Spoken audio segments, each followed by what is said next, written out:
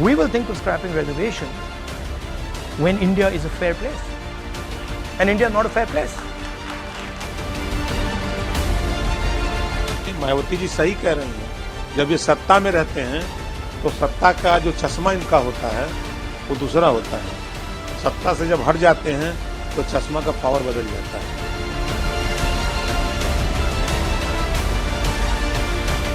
तो एक तरफ भारतीय जनता पार्टी कानून बनाकर आरक्षण देती है, सशक्त करती है, वहीं राहुल जी उनकी पार्टी कांग्रेस पार्टी कानून बनाकर आरक्षण छीनती है। निंदनीय। भारतीय राजनीति में किसकी कौन सी बात बड़े बवाल में तब्दील हो जाए ये कहा नहीं जा सकता। तभी तो शायद विदेश में दिए गए राहुल गांधी के बयान ने Bharat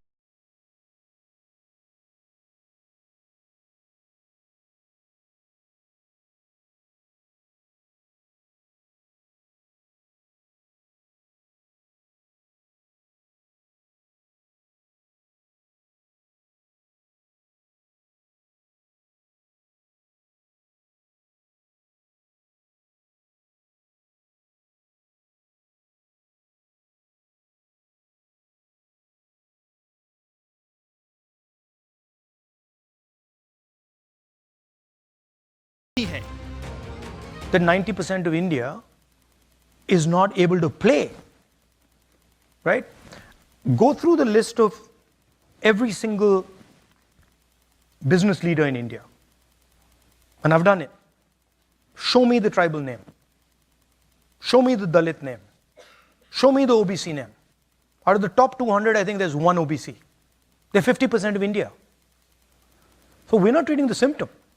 That's the problem, right? Now, it's not the only tool. There are other tools. But we will think of scrapping reservations when India is a fair place. And India is not a fair place. Now, that creates a problem. Because there are many people who come from the upper castes, right? Who say, look, what have we done wrong? Right? Why are we being punished? And so then you think about increasing dramatically the supply of some of these things. Rahul Gandhi के बयान पर Baspa supremo Mayawati ने जोरदार हमला बोला है। मायावती ने social media platform x पर लिखा कि केंद्र में काफी लंबे समय तक सत्ता में रहते हुए कांग्रेस पार्टी की सरकार ने ओबीसी आरक्षण को लागू नहीं किया और न ही देश में जातीय जनगणना कराने वाली ये पार्टी अब इसकी आड़ में सत्ता में आने के सपने देख रही है। इसके इस नाटक से सचेत रहें जो आगे कभी भी जातीय जनगणना नहीं करा पाएगी।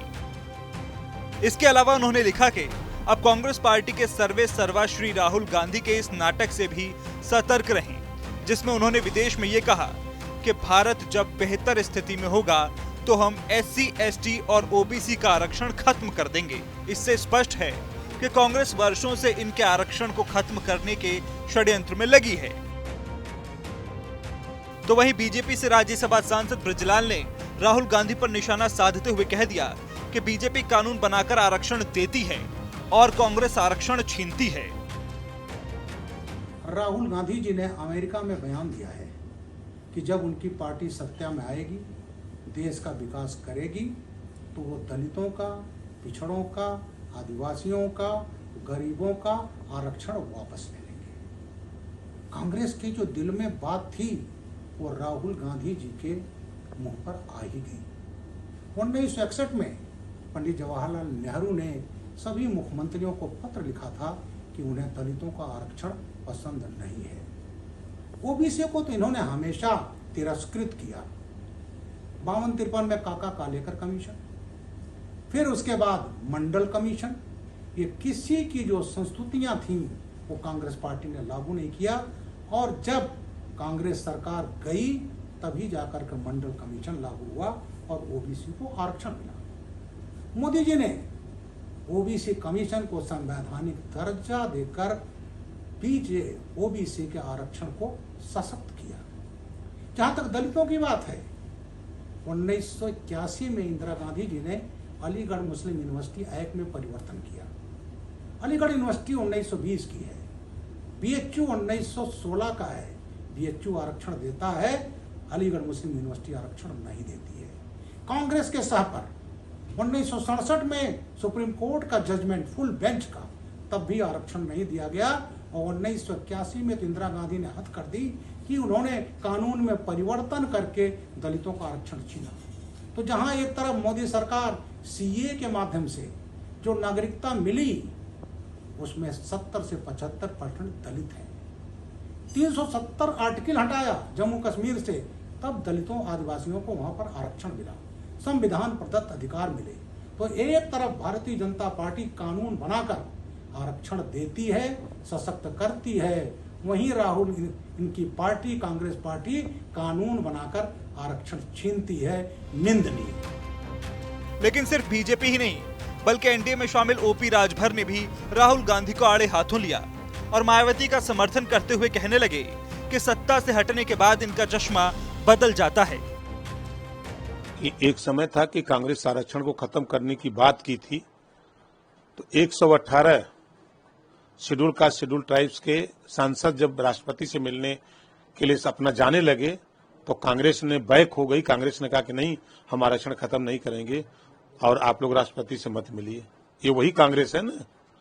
जब ये सत्ता में, मायावती जी सही कह रही हैं, जब ये सत्ता में रहते हैं तो सत्ता का जो चश्मा इनका होता है वो दूसरा होता है। सत्ता से जब हट जाते हैं तो चश्मा का पावर बदल जाता है।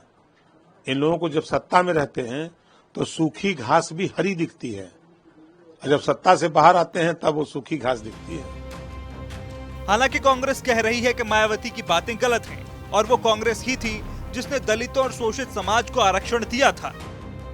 मायावती जी को पूरा सम्मान देते हुए कहना चाहता हूं, हमें किसी के सर्टिफिकेट की जरूरत नहीं है।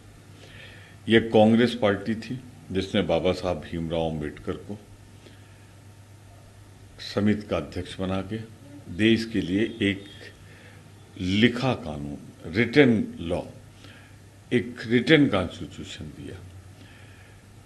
उसमें अगर दलितों का, शोषित समाज का आरक्षण किसी ने दिया तो वो कांग्रेस पार्टी ने दिया है और आज उसी की बदौलत। इस समय जब भारतीय जनता पार्टी आरक्षण समाप्त करने की लड़ाई लड़ रही थी तो हम संविधान बचाने की लड़ाई लड़ रहे थे पिछले चुनाव में। आज हम इतने मजबूत हो गए हैं कि भारतीय जनता पार्टी को संविधान बदलने की इजाजत नहीं है। इसके अलावा यूपी में कांग्रेस की सहयोगी दल समाजवादी पार्टी ने विदेश में राहुल गांधी की कही बातों का समर्थन कर दिया।